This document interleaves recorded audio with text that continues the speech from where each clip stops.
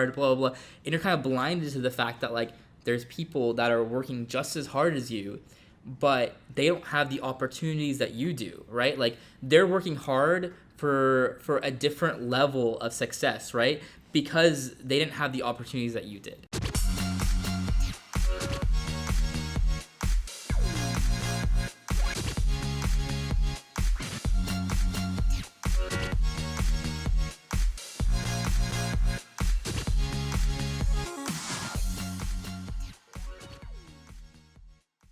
What's going on, guys? My name is Hassaan Raza, and welcome back to another episode of Crushing It, a podcast dedicated to inspiring young individuals to pursue their passion by showcasing other individuals who are doing exactly that. Again, I'm your host, Hassaan Raza, and before I jump into today's guest, I want to give a huge shout out to this season's sponsor, the Herb Keller Center for Entrepreneurship here on campus. They are the starting point and launchpad for everything related to startups, so whether you need founder resources, are looking for pitch practice with mentors and investors, or you just need some form of funding for your business, they are the place to go. So make sure you check them out in the link in the description below. And if you can't find a way to connect with them, leave a comment below and I'll do that for you. I also want to thank our other sponsors, the Blackstone Launchpad, a cross-curricular hub for entrepreneurship here on campus, and ATI, a deep tech incubator that services early stage companies at UT Austin. Now on to today's guest. Today's guest is Hassaan. Thank you so much for being here. Yeah, it's great to be here as well. Thanks for having me. Yeah, of course, man. So in February of last year, I was sitting there in class and I was live streaming Elon Musk, launch this Tesla into space, right? And it was super cool for me to see that, but I was just watching that on a laptop, right? But I checked your Snapchat and your Instagram the next day and you were actually there. So tell me a little bit about that trip. Yeah, so that trip happened literally in 24 hours. So basically, I was sitting at PCL just grinding on some work, and my friend comes up to me. He's like, "Oh, the launch is tomorrow," and I was like, "Okay," and we kind of sit there and we both are thinking about it. We both know we're dang, we really want to go, and so I'm like, "Yeah, let's go," and he's like, "Okay, that's exactly what I've been thinking. I think we should go." And so so that was I'd say that was probably 4 p.m. the day before the launch, or probably 3 p.m. the day before the launch. And so we're like, all right, let's see if it's logistically possible, right? There's legit 24 hours till the launch. We don't know if it's going to be possible, right? And so we start looking at flight tickets. Dang, it's actually cheap. We can get to and from Florida for $86. But the flight is from Dallas, right? So then we're like, okay, let's ask some other people just in case. And so then I asked my friend Luca, I asked some other people, and they're down. And so by a couple hours later, we have this group of 6 people that are ready to go. And so around 8 p.m. or something like that, we leave for Dallas, drive 4 hours to Dallas, barely make it because of we were about to miss our flight, get on the flight, get to Cape Canaveral, or I guess we flew into, I'm not sure what's near Cape Canaveral, but we flew in there, and then we then go and we drive to Cape Canaveral. We go to a few different places. We camp out. We see the rocket launch from as close as we could get at that point. And then was that where a majority of people were standing? Yeah. So we ended up we started at a few different places. We weren't able to get to the closest spot, which is right next to the space station, because people camp out there from the night before. So we were on the bridge instead, and we started from the bridge, which is also super close, and we were able to see we were able to see the rocket launch. And we saw the 2 boosters come back as well. And it was a phenomenal experience. It was just awesome to see that that's something that's possible, right? Seeing that launch was just really a once-in-a-lifetime experience, especially knowing that was the first of many, right? Mm-hmm. Of the Falcon Heavy series. And so it was super, super cool. And there was the Roadster also launching on it. So I was like, my passions, all these passions coming together. So super cool. And then, right after the launch, we look at the time, and it's we have maybe an hour till our flight takes off, right? And we're far from the airport, so then we have to run back to the car. It's a mile. Our car is a mile away. We're running back. We have to race through traffic, and we barely make it. The flight's already boarding, about to close. We make it, and we head back, and we make it back to Austin in literally I think it was 23 hours and something 20 minutes or something. And so a super spontaneous trip, and I think that's what made it so fun, is because none of us slept, nothing else did anything. Everything was just like so focused on like, we're gonna make this happen, we're gonna do this, and that was just such an awesome experience. What did that do for you personally, like seeing the rocket like launch? I think it kind of inspired me. I think it's like a really inspirational thing to see, like, all of these, engineers, all these different people who have worked so many years to kind of have this happen, to see their product actually launch, and also just see it as like a step in the future, right? Like seeing like so much progress happen, right? Like, we all grew up seeing like the space shuttles and everything, and then that kind of died off as we grew up, and then now it's like, whoa, this is something that might start the next, the next big thing, like, right? the new era, right? Yeah. Like, yeah, we're gonna be able to go to Mars now, and like maybe there'll be like a roadster like floating around eventually. Maybe we'll see it again, right? Mm-hmm. And so I think it's just really inspirational. I think I always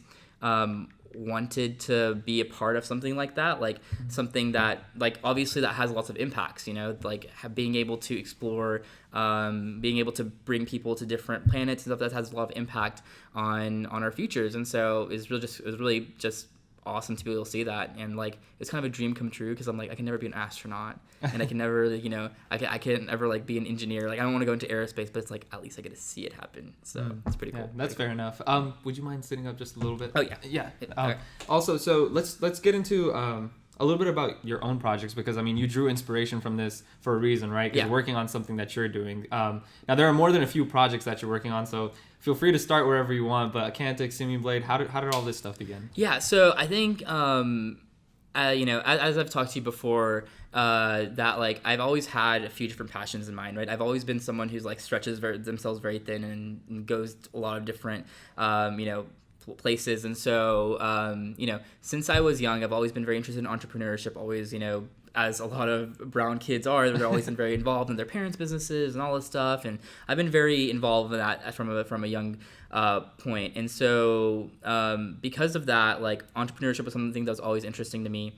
And then another thing that was always interesting to me was just like making impact, right? And so since I was young, it's always been a big thing that, when I would look back, 10, 15 years in the future, I want to look back and say that I made an impact on the world. My dream is not to make the next Facebook, the next Uber, or work for those places long term. It's to look back and say, hey, like, I made positive impacts on the world. And so, since I was in high school, I kind of pursued that in different ways. I first thought I was going to be a doctor. I was a lot of brown kids said they're gonna be a doctor. We never ended up being doctors. But I thought I was gonna be a doctor. And I thought that was the only way to make an impact to the level I wanted to. I was like, maybe that's the only way. And then, in high school, I started working in tech, and I eventually left and went to MD Anderson after I graduated high school. And there, I was working on this MRI technology, right? So I was helping build this like application that helped MRIs become more efficient. So there, I got to see real world that, like, hey, like, my work is impactful, and it's not because I'm necessarily directly interacting with patients, but it's because I'm building products that will make meaningful contributions to the world and make people's lives better. And so there I was like, okay, maybe there's a different way for this, right? Well, how did you get into the tech space in the first place to eventually get to like MD? Yeah, so whenever people ask me, this is kind of, so basically I took so tech was always a hobby of mine. Since I was really young. And so I took a CS course, and whenever I was, a sophomore year of high school. And, I had a very supportive teacher and everything. And so, and he was joking around to the entire class. He's like, yeah, like, HP is hiring college people, right? And I was like, I want to apply to this. Right. And, it was just like, I feel like it was kind of in like a joke, because I had my friend and everything next to me. I was like, oh, we should both apply to it. Right. And I didn't think of anything. And so I was just like, I kind of let it go. I was like, why would they hire me? But, I took the chance and I did it. And, 3 weeks later, I'm getting this call from the manager that's like, hey, like, you should come for, an interview. And long story short, I got that, right? Somehow. And so at the age of 16, I started working at HP. And that was kind of my first entry into tech. And I can't say I loved that company, but it taught me a lot about tech, and a lot about like like a lot of personal things about me as well. And so that was kind of my start into tech, right? And then so after that, I think I was continuously in the search of, am I making an impact here? And that's why I kept moving, right? So for the past 5 years of my life, like I've been moving companies over and over, right? So then after I worked at HP for about a year, left and joined MD Anderson, and so that's where I was when I kind of realized, like, hey, like maybe there's a different way. I think I can make an impact by doing something else. But I don't think I was fully convinced even at that point, because then I kept moving and I went to vAuto because I was like, I love cars. And then I left and I was like, maybe I like banking. And I was like, I didn't really like banking either. So then I ended up back in tech last summer. So that's kind of the trajectory that I had. And you took that kind of experience and you used it to build some of the stuff that you're doing. Yeah, right? Exactly. Yeah. So then like, since entrepreneurship is always a passion of mine, my freshman year of college, I was kind of thinking of like, hey, like, what should I do in order to kind of combine my interests, right? So I was passionate about helping people. I was passionate about entrepreneurship, and tech was always a hobby of mine. And so, I started, sort of consulting on the side. I was, helping some clients build some stuff, and then I kind of decided, like, hey, like maybe I should make this a real thing.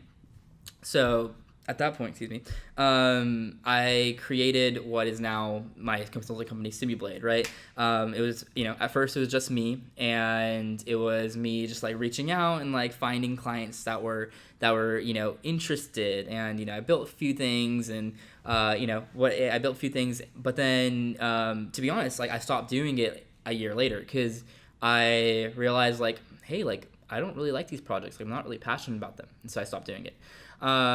And then I picked it up again, and that was after I had worked at another internship, and I was like, like these products that I'm building, they're not my passion, and I want to build products that I'm passionate about. And so I started consulting again, and this time I had the goal of like the projects I'm going to work on will be impactful.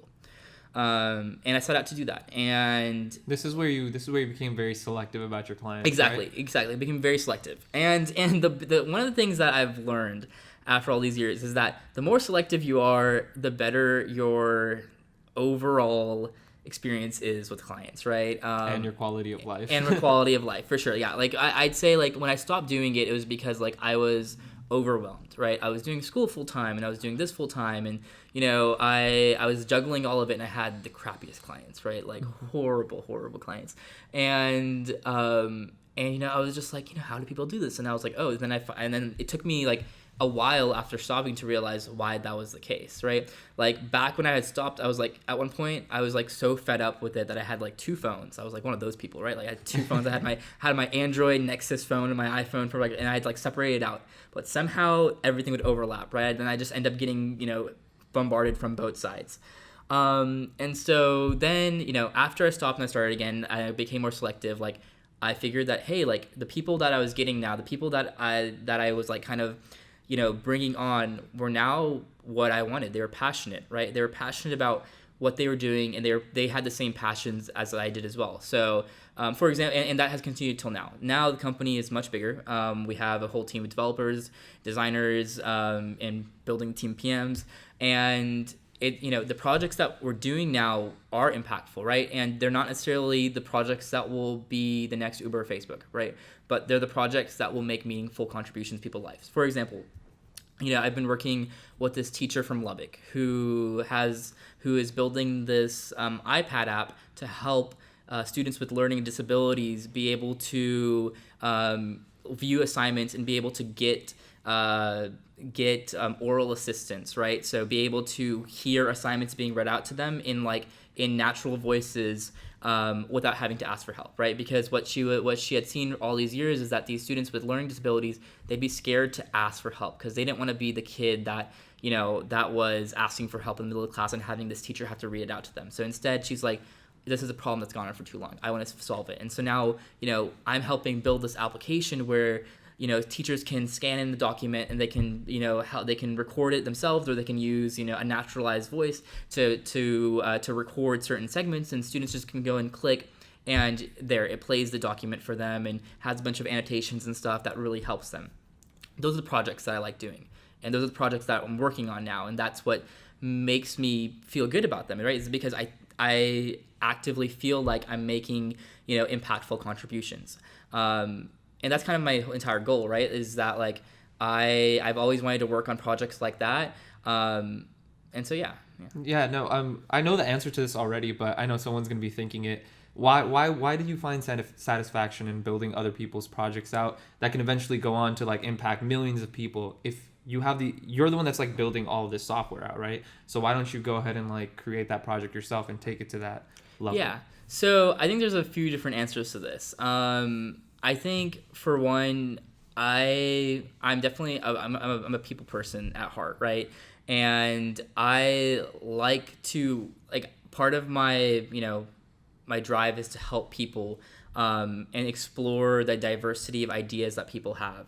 And by being there at every step, right? Like people come and they have nothing but an idea, and to help them build it out together and say like, and then have those conversations and look at their ideas and see their perspectives, right? Because some of these like solutions or these problems like I am unaware of, and we're all unaware of, right? Like they don't affect us personally. And so in order to kind of be able to find them out, that's the only way I can do it, right? The only way that I can open myself up to explore problems that are beyond my contextual vision is by being there to help people through these ideas and discover these problems. So that's one thing, right? Is just being able to go outside my bubble and solve problems that I don't personally face. Number two is also because I think this is also another reason why I stopped doing it after like a year of doing it, was that I was so focused on building a product, right? I had been building products at these different companies all these years, and so I was like, oh, I want to build a product. But I realized that like that's not the only way that you can really be successful, right? I think that there is this like stigma of like service-based companies, right? Like everyone wants to build the next product, and there's definitely merit to that. But building a product isn't always going to be successful, all right? There's a lot of risk involved in it, and I'm facing that risk right now in my own startup, Accantus, right? With this, like I can help people do what I want to do on a much wider spectrum, without taking upon those risks, I can, and the ultimate goal is that like this service-based company will grow enough to where I can also just focus on products that I'm interested in. It's funny that you mentioned the first thing where it was like there's once you like work on all of these software companies, you get more context onto the real world problems that exist. I was actually talking to the CEO at Make School. I don't know if you've heard of the startup. It's like an iOS like boot camp for like computer science students. Like there have been a lot of them popping up. It's become like this college in itself, where like you can go there for 2 years and learn everything you need to, and it's all computer science related, and after you graduate you can go get a software or tech job, right? So I was talking to the CEO, and like one thing he pointed out, he was like, dude, if you just remember one thing, it's that if you try to build out any startup during college, the context in which like 18 to 22-year-olds have about real world problems are usually not real world problems at all, because all of us, like, we think that the problems that a 21-year-old or like a social media app or something like that, you always see those pop up because our vision is very limited in terms of like what we actually know. So I think Paul Graham is the one that talked about this in one of his old essays, and he said that if you really want to solve like a real world tech problem, you have to spend time in an industry, like enough time in an industry where you are like the only one that has proprietary knowledge about a certain problem, and that can be like manipulated to like make some sort of like billion-dollar play or something. Absolutely. Yeah, definitely. And I agree with that. I definitely think that like, and on that note, like I think that it's important to be cognizant to the fact that like we startup founders, whether that's me, whether that's other people, are very privileged to be able to do things like this, right? And that's a very important thing to realize, right? Like being in college and having the ability to drop out or not pay attention to your classes is a very privileged mindset, right? Some people don't have that ability. Some people don't have the option to not do college to their fullest extent. Some people don't have the opportunities that we do. And so that's why, as I told you before, one of my favorite quotes is that what is it? Talent. Talent is universal. Opportunity is not. And I truly believe that 100%, right? I think that there's a lot of talented people in the world. I think that there's a lot of talented people at this university. I think there's talented people everywhere. But the opportunity isn't there. We have been given these opportunities because we can say that, like, yeah, I'll take a year off of school to work on this thing. Or, I can not pay attention to these classes to work on this thing. And the fact that we're even going to, one of the, best universities that this country has to offer is just, another point in the fact that, like, we're very privileged, right? And because of that, like, some of the solutions or some of the problems that we see aren't necessarily the problems that necessarily need the amount of effort to be solved, right? Like, we don't need the next Facebook, right? We need the next, application that will, solve maybe world hunger, right? Or something along those lines. So you're more of adhering to, like, social entrepreneurship in a way. Like, you love that kind of aspect. Yeah, absolutely. Yeah, definitely. Like, I like solving real world problems and problems that necessarily I don't face. I think it's really important. And I think that there's a big, I think that a lot of people need to realize that, like, not your role necessarily shouldn't revolve around working for Google, Apple, Facebook. It should be like, you should aspire for greater than that. And I say that for someone who is going back, right? And, I have my reasons for that. But the ultimate goal is never to work for those companies, because it's like, how much impact are you really making?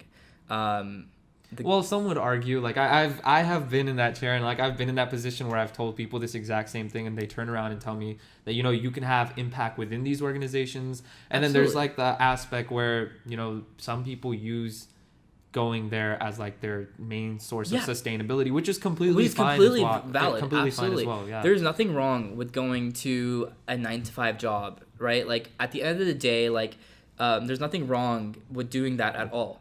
I think that's totally valid, and I think that's a great avenue.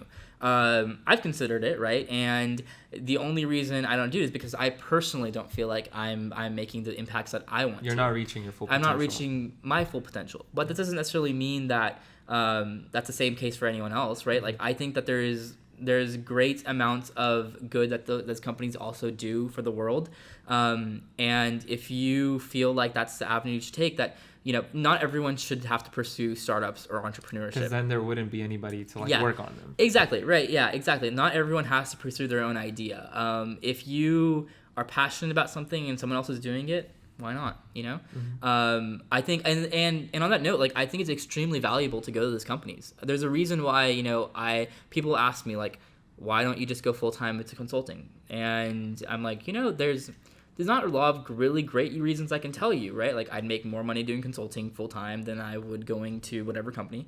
But there's a lot of value in it, right? Like, you learn a lot about how certain things are made, right? Or, like, how you learn a lot about differing views and opinions, and just, like, a lot of like, different aspects of running a company, and also different aspects of creating a product.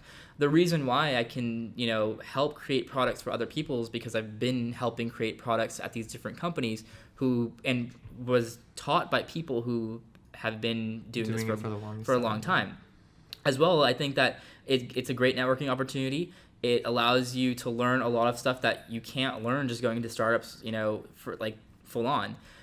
So I think there's a lot of good, positive points to going there, and it's stable, right? Like, doing a startup. It's funny. You, Mandeep, and my brother say the exact same thing, and I think everyone has this. There's 2 points I want to make. One is that everyone has this amazing, like, aspect of, like, what entrepreneurship is, what building a company is. It's the main reason I even started this podcast, because I wanted to talk to founders about what they actually go through behind the scenes of, like, building these amazing companies. And a lot of them are, like, really, like, depressed half the time, and, like, anxious, and, like, trying to make sure their burn rate isn't like that high where they run out of cash, or like, you know, like Absolutely. pleasing investors, getting on all of these calls. In the middle of class, you get an email that, you know, something like you got like a chargeback for a certain item or something, right? Absolutely. All of these things happen. I don't think people realize it. They just look at the headlines and they're like, wow, like, you know, you got accepted into Longhorn Startup Lab. Obviously, you're making it, right? Yeah, like, exactly. And I think entrepreneurship and the startup lifestyle is very romanticized. But a lot of people want to avoid kind of the downsides, right? It's like, you know, I think that people enter the startup lifestyle because they're just like, oh, like, I don't want to do this 9-to-5 job. It's like, okay, sure, that might be a good reason. But then, like, you know, they quickly learn that maybe like it wasn't their passion, or that, you know, they're not like focusing on themselves. You know, it's a lot of work, it's a lot of effort, and sometimes it might not be worth it. I think that there's a lot of different avenues to being successful, and the startup lifestyle doesn't have to be the one, right? Like, I think that people need to romanticize it a bit less and show the realities to it. Because you could very well fail. That's the thing, and there's 100% chance. Not 100%. There's a very large chance that you do fail, and that's okay. Yeah, 90%. 90% fail, and that's okay. It's okay to fail, but then it's also important to realize that, like, you know, failing at something is like, you know, the only way you can really learn. Like, I've failed a lot of times. Like, there's plenty of businesses that I haven't mentioned that I've worked on that haven't gone that well. We're gonna have to get those on the podcast. and you know, and for all I know, like, you know, my other startup, my Accantus, could fail. You know, like, Delmed could drop us tomorrow, and then what, right? Like, there's a lot of things. There's a lot of risk involved, and I think it's important to not think it's the only way out. I think there's a lot of great companies out there, a lot of great ideas, and yeah, I think that everyone should just pursue what they want to do instead of trying to, you know, just go after what's like popular. Yeah, exactly. Yeah, and so I want to touch on the topic of the talent versus opportunity thing, because I've been reading this book. I don't know if you've heard of it, The Outliers. It basically talks about how everybody who's ever made it or has been an outlier, an anomaly in history, right? They've obviously had like some sort of like opportunity that most people don't have, right? Yeah. And they gave the example of Bill Gates. They gave the example of like this other guy, I don't remember his name, is like Chris something. They both were like very, very genius, and they were born during a time where software programming wasn't like very popular. Yeah. But they were born in an area where it first started up, right? Yep. And they were born around areas like a high school where they had enough funding to provide those kind of programs and give that head start, right? So for Bill Gates' example specifically, they go over the fact that Bill Gates and his friends used to like be at this high school, and all of them were like programming nerds, and they found out that at the library you get to log hours in like in the computers there, and like you can like hack it some way where you get like unlimited hours. So they would like practice programming and playing all these games, and because everybody like at the library knew that they were, you know, those were the kids for programming and stuff, eventually programming became a little bit more popular, and another company was like, oh, we need someone to solve this problem with software. Do we know anybody that can do that for us? And so they pointed at Bill Gates and his friends, and they went there and they got practice. They worked at these companies. But eventually the point that the book tries to make is that there's an opportunity that leads to someone eventually putting 10,000 hours into the work that they're trying to master, because it takes 10,000 hours to eventually reach mastery in anything, right? And so even the opportunity to put in those 10,000 hours is very, very rare. Absolutely. And then actually going and doing something with that mastery is almost like impossible, right? Because not many people get 3 in a row, like those kinds of opportunities. So I love that you said that, and I think people need to recognize that a little bit more. I definitely think, like, I don't want to discount the fact that, you know, successful or not successful startup founders have put in a lot of their time and effort into their startups, but I think it's extremely important to be cognizant to the fact that there were opportunities not present for other people that allowed them to even get to that stage, right? You know, as I spoke about before, that like it takes the fact that like I'm sitting here and I have the ability to, you know, to do this is because I don't like there's other things I don't have to worry about, right? Like the fact that I was able to work on a startup, you know, 100%, it was because I didn't have to worry about some of the things that other people have to worry about, right? Like, the person that doesn't have enough money to go to college. Okay, they're working, a job plus paying for college. When will they have a time for a startup, right? Like, it's very important to be cognizant of that, because like I think that's the only way that you can really grow, and the only way you can like have perspective. And for me personally, I think that's the only way I can at least have the drive to solve problems that are beyond me. So I think it's extremely important, and I think that it also is important for startup founders to kind of be humble in that aspect as well, right? It's like everyone compare. Like I feel like a lot of startup founders, and maybe I have been totally probably been doing this too, would like complain about like, oh dang, we've been working so hard, blah blah blah, and you're kind of blinded to the fact that like there's people that are working just as hard as you, but they don't have the opportunities that you do, right? Like they're working hard for a different level of success, right? Because they didn't have the opportunities that you did. And because of that, you should also be very respectful about the opportunities that you have, right? Like you should be respectful of that and be able and not just take it for granted. Is my main point. Yeah. You do a lot of things though, and the main question that like comes to my head every time is like, how are you like balancing everything, right? And a lot of founders, and I mean not even just founders, just people in general who are doing amazing things and in different like avenues, they'll always say like, I'm not balancing it. I'm kind of like juggling everything around, right? But I there's been like this debate going on, especially on like Silicon Valley Twitter, right? And it's that should you be like working? There's like two avenues, right? It's like there are some people that think that at this age you should be living a balanced life, and there are some people that say that you're too young to be like living that balanced life. And I just tweeted about it right now, and I completely go with the latter. I think that if you're gonna try and build something incredible, then you shouldn't be like. Yeah, you shouldn't be like dodgy around it. Yeah, I'm going to live my life and it's going to be amazing and balanced. But at the same time, I want to make an incredible impact. I just don't think that works out. So. I definitely think that I agree with the latter as well, right? I think that if at this age we're young and we have a lot of energy and opportunity, and I think it'd be wasteful to not take advantage of that. I've been very focused when it comes to work always, and so I've always felt like I'm able to just do all these different things and able to manage them, but I also think that it's something to really reflect on and see if it's something that you have the ability to do.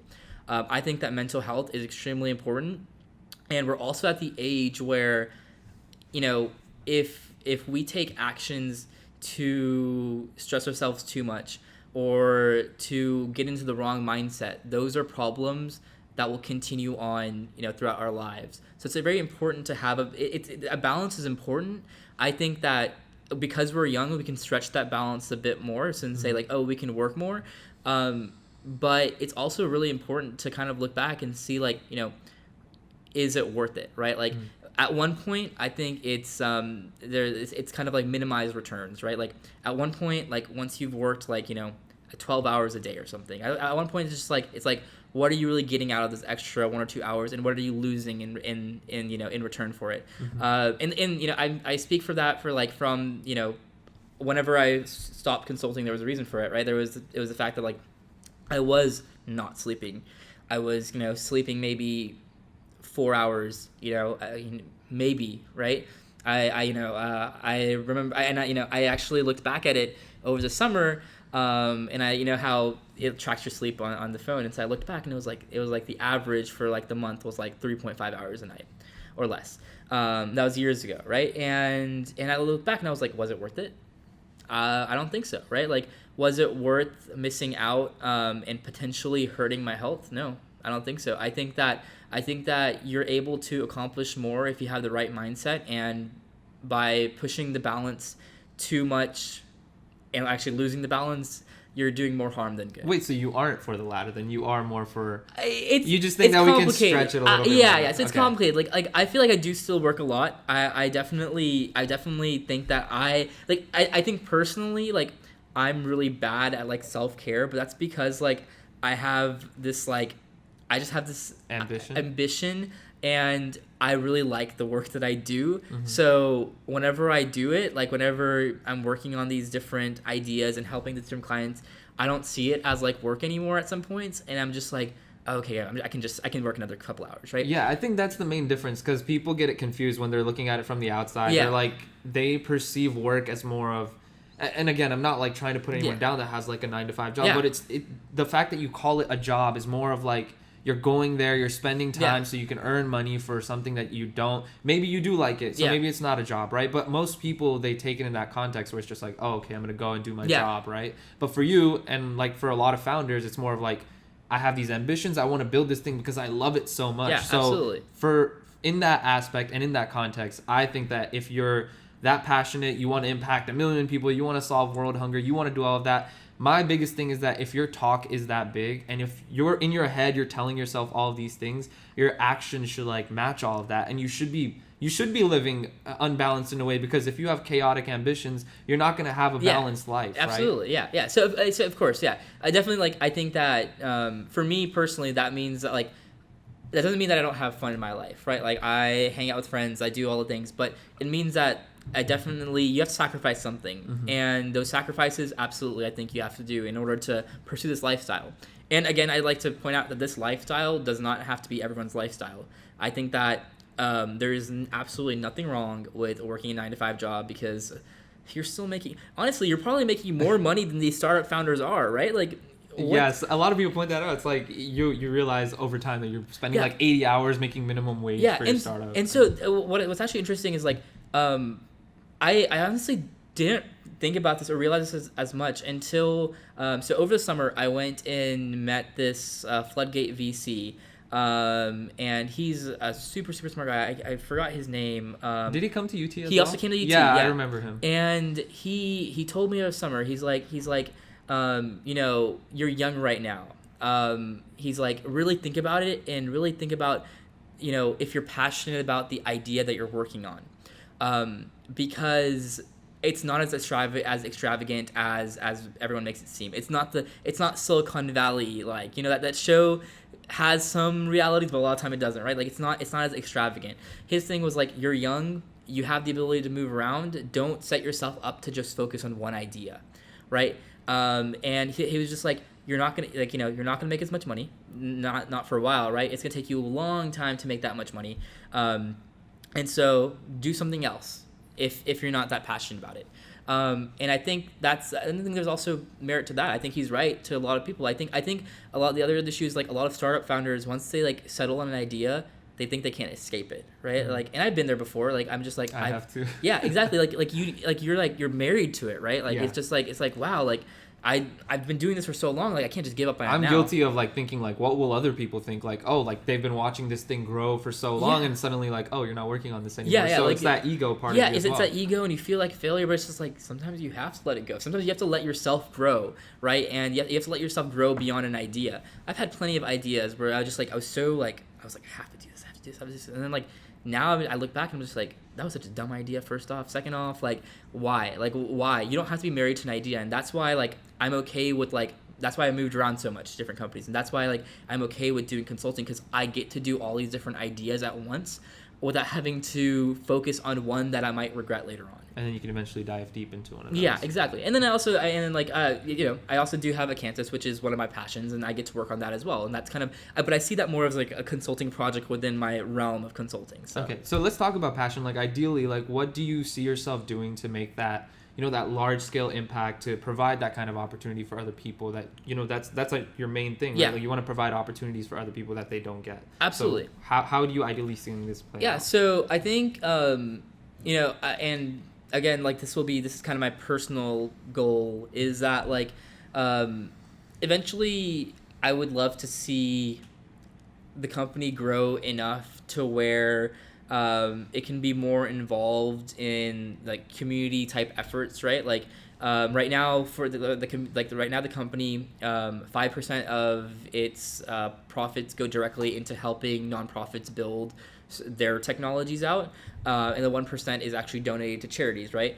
And that doesn't seem like a massive amount, but it's because the company's growing, and hopefully in the future that can grow even more. But beyond that, I think that there's far more room for making those impacts, right? I think that as a company, once it's scaled out, I want to be able to say that like we're dedicating this portion, to building products to solve XYZ issue, right? So right now we for ideas that I feel like have social good ability, we give they're heavily discounted, right? Like the teachers of the world or someone, like we help them build it, and we have that ability because it's grown to a point where we can say like, hey, like, yeah, like this is a good idea and we believe in it, everything, we'll help you build it for what works for you.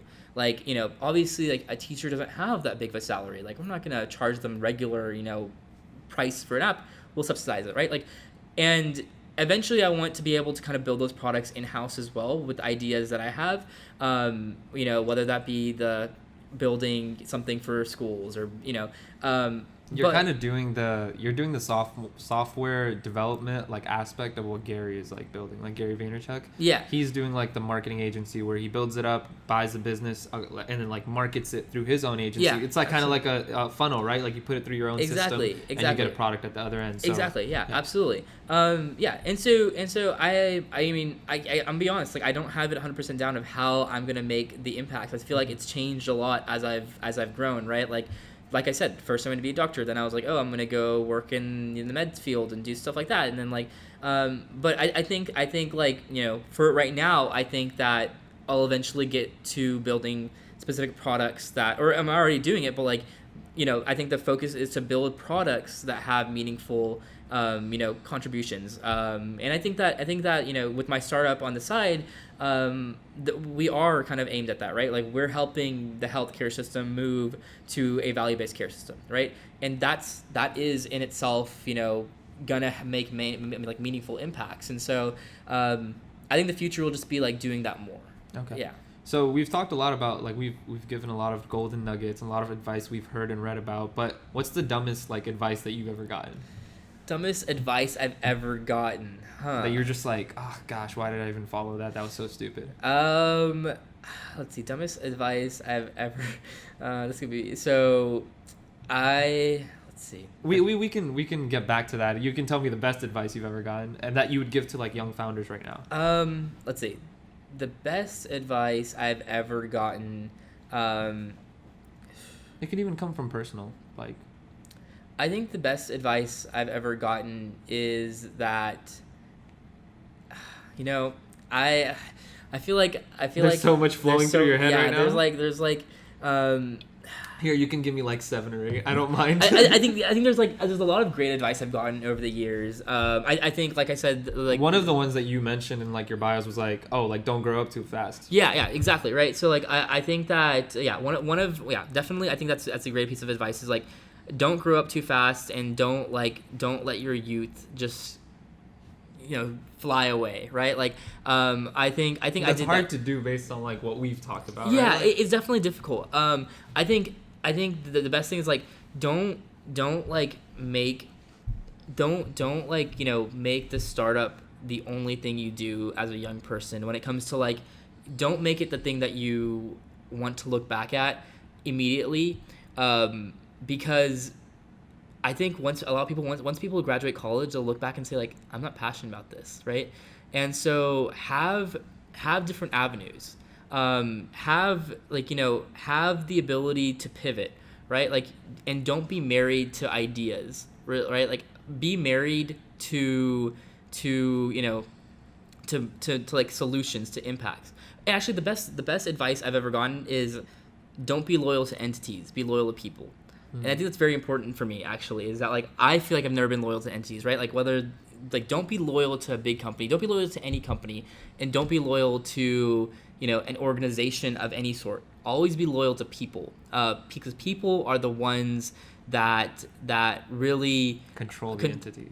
Like not only control the entities, but like people, like if you're loyal to an entity, you get lost in kind of what you're doing, right? Like people being loyal to entities is what causes people to be blind to their surroundings. If you're loyal to just people, then you actually have something like physical, like you have something like somewhat, you can see someone's personality and like be loyal to that. And the reason I say that is because a lot of people will end up like being very loyal to like the Apples and the Googles of the world, and they're like, oh yeah, like I love this company. But it's like, what do you love about the company? Like, you can't love something that isn't there, right? Like, it's important to be loyal to people for me, because those people have done good for me.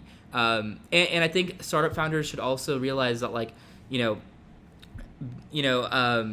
it's important to realize, that, like, I think it's important to also realize, like, that if you're, let me think about this. Actually, no, I'm not gonna give that advice. We can move on from that. Are you sure? Yeah, I think I'm sure about that one. Yeah. I'll get back to that one. I mean, this was gonna be my stopping point. I was gonna have you like end on this amazing piece of like advice that you had, but if that's all you have, then we can just. I think the last thing I think is like, I think whenever we were talking about earlier is like, learn to be on fire. Yeah. Learn to be able to defend your idea. Yeah, I want you to tell that story. Yeah. So I think that's really important. So throughout the years, I've always felt like I have a very thick skin, and like I can handle being on fire, right? And like I had not even heard that term until last summer, and so I felt like I could handle people insulting my ideas, or being told that I couldn't do something. But it wasn't until last summer when I started as a PM at Apple, and I had my first meeting about this project that I was heading, and I had done all this research, and I was presenting it, and I presented and everything. There was some pushback and everything, and I got out, and like I thought it was fine, right? Like I thought it was fine, and my manager like looks at me. He's like, you don't know how to be on fire yet. And I was like, what do you mean? Like, what do you mean? I'm handling this perfectly fine. He's like, no. And he's like, if you want to survive in this world, in, this bubble you have, then you're going to have to be able to learn how to respond to people taking shots at you and people taking shots at your idea. And so he gave me these 2 books about how to be on fire. And he said, read this, and then we'll schedule another presentation. And so I read these 2 books, and they talked about like the people who have best been on fire and how they handled it. And they talked about Bill Clinton, right? How Bill Clinton handled his whole scandal, and how he was a perfect impact of how to be on fire. And he talked about different presidents, different CEOs, about how like how investors have like hounded the CEOs, and they just reflect, right? And I think that, and then so he's like, then we did another presentation. And even in that one, I got pushed back. But this time I was ready, right? I was ready, and I was like, they were like, I think this is a security issue. I was like, no, you know what? I already talked to the security team about this, right? I was like prepared, right? And I think that that was really important for me, because I think I would take a lot of things personally, and I think a lot of startup founders do take a lot of things personally. It's important to not take things personally, and really kind of step back and be able to like not be affected by what other people say. And the reason I say this is because, and I didn't really think about this that much, but whenever I was in Longhorn Startup going through it, we were at South by Southwest, and we were presenting, and we were at the booth and everything, and this guy comes up to us, and I don't have grudges against people very often, but there's 2 people in the world I have grudges against, and this is one of them. And now that I've learned how to be on fire, I will never have a grudge about someone ever again. But this guy comes, he's like, oh, like, my company's doing this too. What's so special about you? Like, you're not even in the space. You have no way in, blah, blah, blah. In front of, like, this big group of people. I'm just like, bro, like, I'm, like, 20 years younger than you. Can you chill? And, like, I started getting really defensive and everything. And, like, my co-founder's, like, trying to, like, separate the 2 and everything. And there's only one other time that I've kind of gotten to that point, which is actually, honestly, a better story. But I realized that like I took it personally, and I think that's a big issue, is that like if you take it personally, it hurts you and your feelings get hurt, and it takes you away from the main vision, right? You start doubting yourself. So I think it's extremely important to learn how to be on fire. The only other time that I've experienced that was honestly probably one of the funniest stories that I have, and now I look back on it, but honestly it was like a horrible experience. I'll talk about it, right? So I did Texas Shark Tank. I think it was my sophomore year of college, and I presented the predecessor to what is now Accantus, right? And so back then we were doing consumer-based micro-location, right? We wanted to solve the problem of the smart home, right? We wanted to bring some micro-location to the smart home, and so we were working on that. And so we pitched it in one of the rooms, and 3 judges loved it. They're like, wow, this is awesome. We even had this cool interaction thing where we walked up to this lamp and it turned on and all this fun stuff. Cool, right? But then there's this one judge at the end, right? I'm not gonna name any names, but he was just like, well, Apple's gonna do that, Google's gonna do that. And I was like, yeah, well, Apple is at that point the like, they have the most. I think they still have the most liquid cash in the world. I'm like, yeah, I'm sure they could do anything if they really wanted to. What's your point? He's like, yeah, well, Samsung's gonna do that too. Your idea, stupid. And I was like, so another lesson to learn from that is like, never let someone tell you that your idea will not work, especially if like they don't know you personally, right? Like, never let someone bring you down and degrade you. And the reason why I'll get to this, right, is because, so I was like, fine, whatever, right? And he's the only he just gave us horrible scores, and so we left. And so then I'm just like, whatever, right? Like, I don't care about this guy's opinion that much. Like, I don't really care. And then my good friend Dylan Hara, he was running Shark Tank at the time. He's like, go get feedback. And I was like, the hell you mean go get feedback? I'm not gonna get feedback from that man. And he's like, no, go get feedback. Like, figure out what you did wrong. And I'm just like, God dang it, right? And so then I'm standing behind the group of people that he did love, right? And he's just like talking to them. Like, you can see that I'm like waiting for him, but he's like extending it. And so I'm just like standing there. I'm like, what am I doing with my life? And so then finally, like, they leave, and he's just like, yeah, what do you want? And I was like, okay, bro, I get it. And he's like, and I was like, yeah, like, I'd love to get some feedback. I'd love to know what I can do better. And so he's like, okay, let's walk. I'm like getting riled up, just like, and so we take a walk, and this guy's like, yeah, like, I just don't think your idea is good. And we just keep walking. I'm just like, where the hell are we going, right? And we walk into the bathroom. And I'm just like, I'm still salt about this. And we walk into the bathroom, and he just keeps talking to me. And he goes to the urinal, and he starts peeing, and he's talking to me, right? Like, I'm just like, and he's just like, yeah, like, I think your idea will work when pigs fly. And he's peeing while he's telling me this, right? And I'm just like, what even? And it was honestly the biggest power move I've ever seen someone do, right? Like, it was super disrespectful, and I was like livid, right? And so after that was like my main motivation, that I was gonna make that company successful, right? I was like, I'm gonna do this. Mm-hmm. And so I think it was extremely motivating. So that's why I think that, like, whenever people tell you that something won't work, unless they have like very, very, very solid reasonings, take that as motivation. Never take that as like, you're like, oh, this won't work. Like, take that as motivation to make it happen. Because I think that was a motivation for a lot of it. That was motivation for me to start my consulting thing again. He was involved in like a consulting business. I was like, I'm gonna make a consulting business that's better than yours, right? Like, it was a motivation for me. And I didn't realize until last summer, whenever my boss was like, you don't know how to be on fire, that I realized, like, hey, like, I shouldn't even have let it get to that point, right? Like, I should have taken it as constructive criticism and used it to motivate me rather than like, and it did motivate me, but like, rather than like get angered up and everything. Like, I think it's important to realize that, like, you've already lost the battle if you let someone get to you personally. And I think a lot of startup founders see their business as an extension to themselves, and I understand that from a passion aspect, but it's important to separate that and not let people get to you. I think that, people should see people like this as like constructive criticism, like this guy that basically pissed on my idea in front of me, right? Like, I think that he was a motivating factor, but I think that I personally was hurt by that, and that's a bad move. I think. Did he end up giving you any feedback?